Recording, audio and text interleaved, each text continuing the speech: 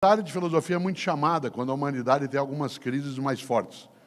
No momento que a ciência tem os seus limites, a religião tem seus limites, a arte encontra os seus limites, a filosofia, aquela tia velha que vive trancada no quarto lá no fundo, é chamada para vir até a frente para dizer e aí a gente palpita. Tanto que em 2020 vocês viram muitas e muitos de nós da área de filosofia dando entrevista, opinando. A pergunta que mais me fizeram foi: você acha que a humanidade sairá melhor dessa pandemia? Ela foi feita essa pergunta para mim em abril de 2020, em maio, em junho, em julho, agosto, porque a gente achava que ia acabar e não acabava. E toda hora eu tinha que responder não. Porque tinha gente que era imbecil antes da pandemia, persistiu na imbecilidade durante a pandemia e continuará animadamente imbecil após a pandemia. A imbecilidade, ela é uma escolha. Há pessoas que têm deficiência. Isso não é escolha. Ser imbecil é uma escolha.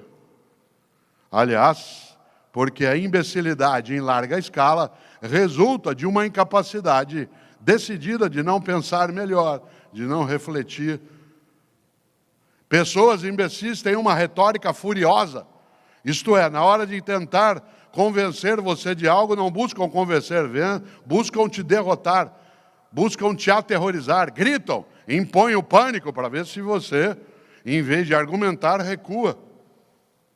O grande arcebispo, o Prêmio Nobel da Paz, na África do Sul, Pedro, que morou na África do Sul, se lembra, a África do Sul é o único lugar do mundo que tinha na mesma rua, ali no Soweto, lembra?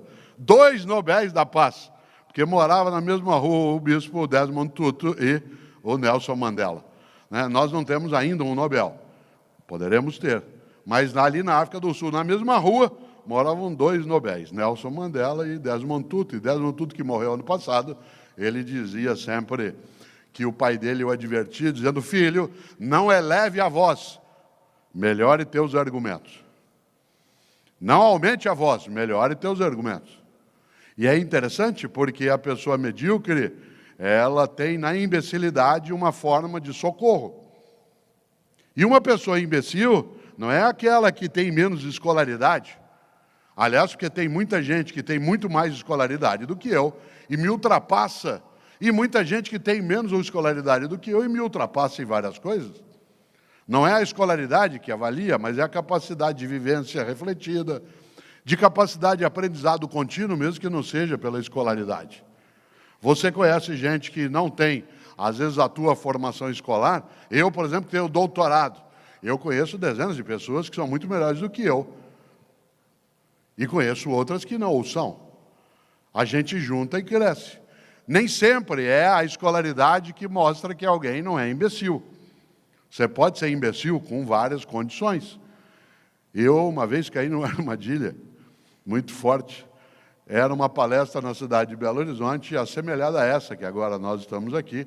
E como aqui, ao final, era só uma reflexão, não haveria um debate, assim como aqui não haverá. E quando eu terminei a palestra, era um congresso de enfermagem. Havia 2.000 enfermeiras num congresso, e quando terminou, eu estava agradecendo e saindo, e antes que eu saísse de vez, uma enfermeira lá no meio falou: professor, falei: oi, o senhor pode responder uma pergunta antes de ir embora? Eu disse: claro. Ela falou, olha que pergunta difícil, ela falou: o que o senhor quer que fale do senhor no teu velório? Difícil. Eu, filosofia, fiz uma volta, comecei a falar de Platão, Aristóteles, Heráclito, Parmênides, Zenão, Anaxímenes, Anaxágoras. Falei: eu vou pegar essa enfermeira, ela vai ver, dela ter me provocado. Fui dando uma volta, depois de uns 8 minutos eu virei para ela e falei assim: e você? O que você quer que fale de você no teu velório? Ela disse: eu quero que fale assim: nossa, ela está mexendo. Você já imaginou? Que sabedoria? Que força de inteligência? Por isso a imbecilidade, ela é uma escolha protetiva. Pessoas que escolhem ser imbecis não são aquelas que escolhem ser ignorantes, porque há pessoas que são tornadas ignorantes E há pessoas que se escolhem como ignorantes, que negam a realidade, que não têm argumentação, que preferem a ameaça do que o diálogo.